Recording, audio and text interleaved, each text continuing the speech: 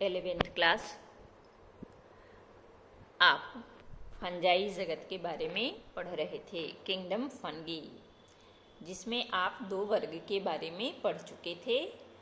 आज आपको फंजाई का ही तीसरा वर्ग जानना है।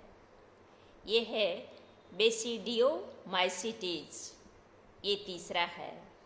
इसको हम लोग बोलते हैं इसे गदाकार, क्योंकि इसके सदस्य का शरीर का आकार जो है वो गदा के समान, ऊपरी भाग जो है गुंबद के समान और फिर डंठल के समान लगा हुआ रहता है, इसीलिए इसे गदाकार क्लब फंगी के नाम से भी जानते हैं।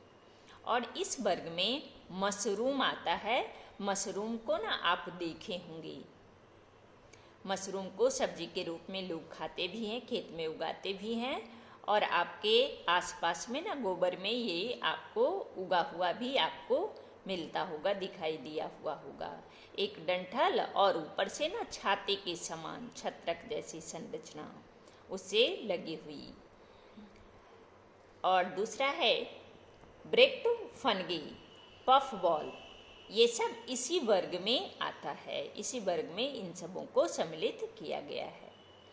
ये प्रायः भूमि में लकड़ी के लट्ठों पर बहुत दिनों से जो रखा रहता है ना, लकड़ी वगैरह, उसमें वृक्षों का जो तना का ठूठ भाग होता है उस पर परजीवी के रूप में कुछ अन्य पौधे पर भी ये पाया जाता है।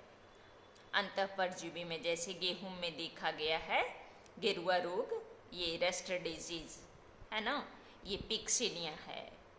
इसी को हम लोग बोलते हैं ना कीटट रोग भी बोलते हैं, कीट रोग, अस्मट डिजीज, कंड इत्यादि। इसके सदस्य में देखा गया है कि कवक तंतु जो है वो शाखित होता है और उसमें सेप्टम भी पाया जाता है, ये पट्टीय होता है। और इसी आधार पर तो इसको अलग अलग वर्ग में बांटा ही गया है, 4 वर्ग में बांटा ही गया था। कवक तंतु के आकार के आधार पर और फिर जनन के विधि के आधार पर। तो इसमें अलैंगिक बीजाणु प्रायः नहीं होता, परंतु कायिक जनन जो है ना वो अलैंगिक जनन का ही एक भाग है कि इसमें वृद्धि वाले किसी भी भाग से उसमें विखंडन द्वारा जनन की प्रक्रिया होती है। कायिक जनन होती है विखंडन विधि के द्वारा। इसमें लैंगिक अंग नहीं होता, लैंगिक जनन अंग होता ही नहीं है, परंतु इसमें प्लाज्मोगेमी की अवस्था देखी गई है। तो ये प्लाज्मोगेमी करता कैसे है कि 2 कायिक कोशिका का संगलन होता है। ये संगलन की क्रिया जो है प्लाज्मोगेमी कहलाती है। तो लैंगिक जनन अंग नहीं होता, लेकिन प्लाज्मोगेमी अवस्था होती है।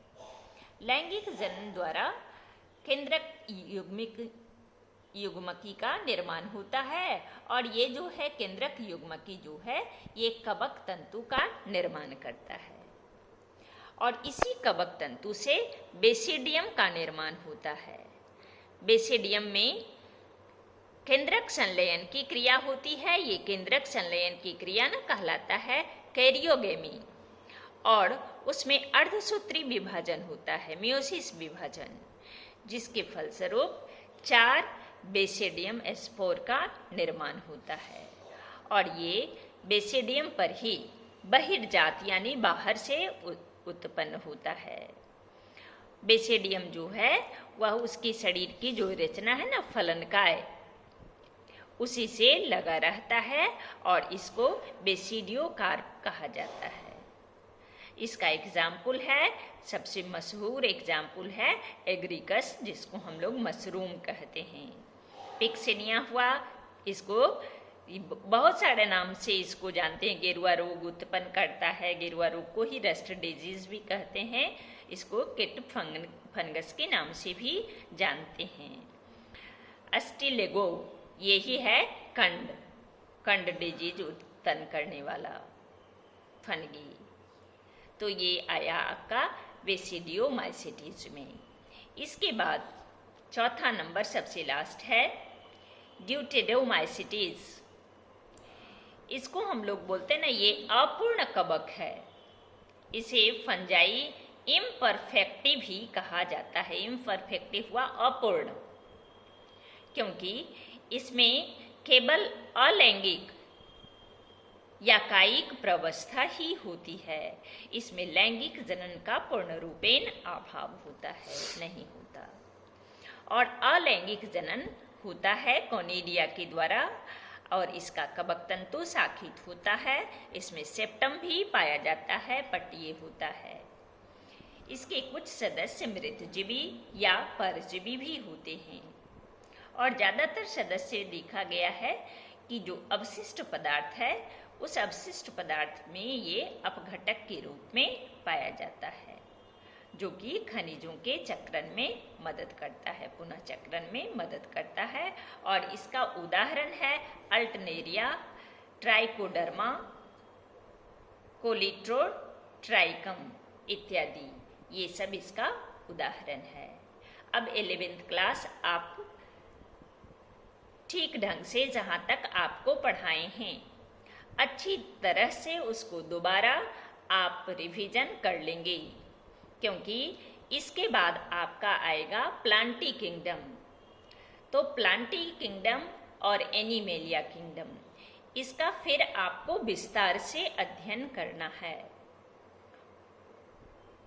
इसलिए पहले जितना आपको पढ़ाई हो चुका है, इतना में अगर आपको कहीं कोई कठिनाई है, किसी चीज़ में कठिनाई है, तो आप प्रश्न पूछ सकते हैं, आप लिख करके भेजेंगे, और तब हम आपका टेस्ट लेंगे, और तब आपको हम प्लांटी जगत शुरू करेंगे, क्योंकि उसमें आपको विस्तार से पढ़ना है।